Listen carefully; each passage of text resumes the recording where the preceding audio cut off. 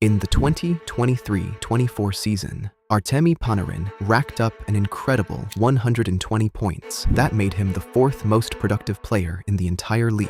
But what if I told you that this player was never even drafted? When he was just 16, he was still a player few took seriously. Almost no one noticed him until he managed to decide one key game. If he hadn't played back then, he might not have charmed the entire hockey world today.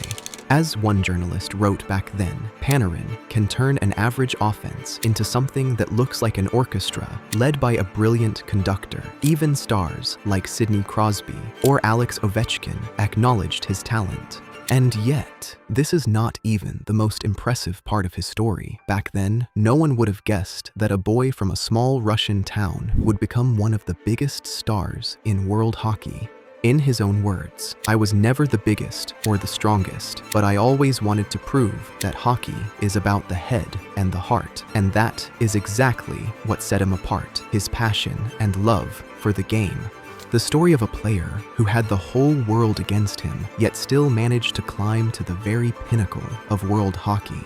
Artemi Panarin was born in Corkino, a small mining town where life was never easy. It was a poor area where people toiled in the mines and children often grew up without big dreams. And as if that were not enough, Artemi's life was dealt a hard blow right from the start. His parents split up just 3 months after he was born, so his grandparents took him in. It was his grandfather who first took him to hockey, and little Artemi immediately showed he had immense talent. But at 13, a huge blow came. Despite all those hours he spent on the ice, they cut him from the local junior team. For many kids, that would have meant the end of their hockey dreams, but for Panarin, it was a turning point. He didn't give up. He packed his bags and left for a boarding school in Moscow, a decision that changed his whole life. He got much more space on the ice. Even though he was still considered small, he quickly started making a name for himself. His creativity, skilled hands, and courage made him a player you could not help but notice, and that is exactly what opened the doors to professional hockey for him. At 17, Panarin got the chance of a lifetime. He could play in the KHL for the first time after being picked by the club AC Vityaz Chekhov, but the beginnings were not easy at all. Panarin was very skinny at the time, and among the adult players, he looked more like a boy who had wandered onto the ice by mistake. It was clear that this would not be an easy path for him. In the 2008 to 2009 season, he played only 5 games and recorded a single point. At first glance, nothing major, but even those small steps meant valuable experience for him. It took time, but he finally started to make his mark. In the 2010 to 2011 season, he got much more ice time. He played in 40 games and recorded 21 points. And when you realize he was only 18 at the time, those are numbers worth noting. It is no wonder that the Russian national team noticed his talent and called him up for the junior championship. And that was where his big breakthrough came. It was the year 2011, and Panarin went to the World Junior Championship as an unknown player just to fill the roster. No one expected anything from him, but then came the moment that changed his life forever. The Russian team's best forward got injured during the tournament, and Artemi was sent to take his place. In the final against Canada, everything seemed lost. Russia was trailing 0-3 before the third period, and Canadian fans in the arena were already celebrating a clear path to the title. But then Panarin appeared on the scene. First, he scored Russia's opening goal, sparking an incredible comeback. The Russians leveled the score, turned the game around, and in the end, it was he who decided the victory. From an unknown kid that almost no one took seriously, he became a hero overnight. Suddenly, there was great interest in him, and he began to grow quickly in the KHL. His true peak in the KHL only came after his transfer to SKA St. Petersburg. In the 2013 to 2014 season, he recorded 40 points in 51 games, and that was when he began to show what he was truly capable of. Panarin was exceptional, mainly for his incredible speed and puck handling. He was not the type of player to overpower opponents with strength, but he had incredibly fast hands, lightning-quick skating, and vision that allowed him to find teammates even in difficult situations. Former defenseman Brent Sopel, who had the chance to play against Panarin in the KHL, said something about him that perfectly captures his hockey talent. It was impossible to take the puck from him. I almost thought he had glue on his stick, but the best was yet to come. The following 2014-2015 season was literally an explosion of his talent. Panarin destroyed the KHL. In the regular season, he recorded 62 points in 54 games, but that was just the beginning. In the playoffs, he added another 20 points in 20 games and became the main driving force for St. Petersburg. In the final, against Kazan, SKA managed to win 4-1 in games, and Panarin, along with Roman Cervenka, who was also on the team, could lift the famous Gagarin Cup above his head.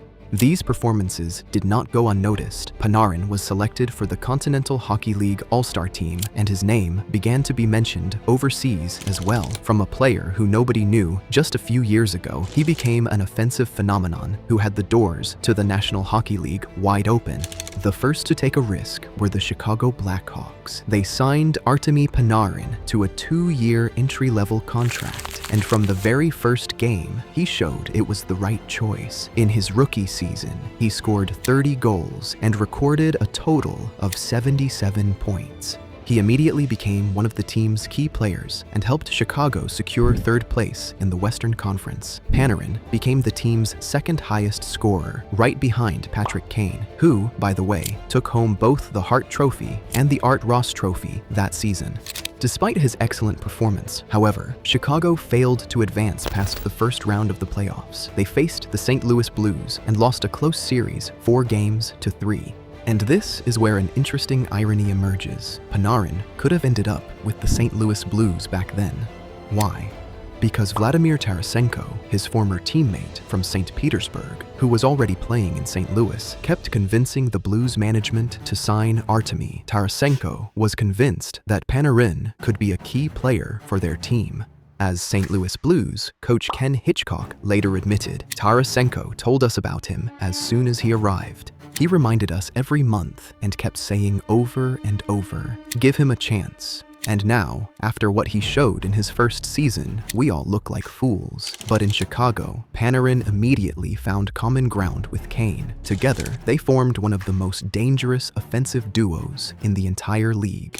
Artemi was not just a goal scorer, though. He could perfectly set up chances for his teammates and constantly drove the play with his creativity. Thanks to his performance, he easily took home the Calder Trophy, was the best rookie in the National Hockey League. He was incredible with the puck on his stick, had quick hands, and could keep it even under immense pressure from the opponent. His accurate and quick wrist shot was a nightmare for goaltenders. Furthermore, he had exceptional vision. He could read the game, anticipate the movement of opponents, and find teammates in ideal positions. His creativity, courage, and ability to come up with the unexpected often decided entire games, and it was precisely these traits that immediately made him a star that everyone in the NHL began to watch out for. In Chicago, Panarin followed up in the next season and once again surpassed the 70-point mark. Thanks to his performances, the Blackhawks managed to dominate the Western Conference and become one of the best teams in the regular season, but the playoffs brought disappointment. Chicago was eliminated in the first round again, this time against Nashville. But that was not all. In the summer of 2017, a shock came. The Blackhawks decided to trade Artemi Panarin along with Tyler Mott to Columbus in exchange for Brandon Saad, Anton Forsberg, and a draft pick. The Chicago management cited the need to clear salary cap space as the main reason, along with the return of Brandon Saad, who they believed would better fit the team's playing system. At the time, Panarin had a very valuable contract, and management feared they might not be able to keep him in the long run. After learning about the trade, Patrick Kane said, "I was pretty emotional and a bit disappointed. We had a great connection on the ice. It was a decision that surprised fans and experts alike, and one that Chicago soon began to regret." In Columbus, Panarin got the chance to show he is not just a player in the shadow of stars, but can lead the whole team. And he showed it fully. During his first 2 seasons with the Blue Jackets, he managed to break the 80-point mark, which was absolutely incredible for someone who was unknown in the National Hockey League just a few years earlier. But his greatest moment came in the 2018-2019 playoff season. Columbus faced Tampa, the best team of the regular season and the clear favorite. But Panarin was part of a historic upset. Columbus swept Tampa 4-0. It was the first playoff series win in Blue Jackets club history, and Artemi instantly became a fan favorite. But their excitement did not last long. Columbus was eliminated by Boston in the very next round, and on top of that, Panarin's contract expired. So, he decided to head to the next big stage with the New York Rangers, and Panarin did not stop. Quite the opposite. This was just the beginning of his era in the NHL. In his first 43 games for the Rangers, he racked up 60 points. To understand how exceptional that was, not even Wayne Gretzky had reached such numbers in club history. He eventually finished his debut season with 95 points and became the 4th most productive player of the regular season. The 2021-22 season brought more records. Panarin recorded 96 points, and the Rangers finished in 4th place in the Eastern Conference. In the playoffs, they eliminated Pittsburgh and Carolina, but unfortunately, in the semifinals, they ran into Tampa, who beat them 4-2 and ultimately defended the Stanley Cup. The year 2022 brought another milestone. Panarin became the 5th fastest active player to reach the 600-point mark. And just 1 year later, in December 2023, he also surpassed the 700-point mark.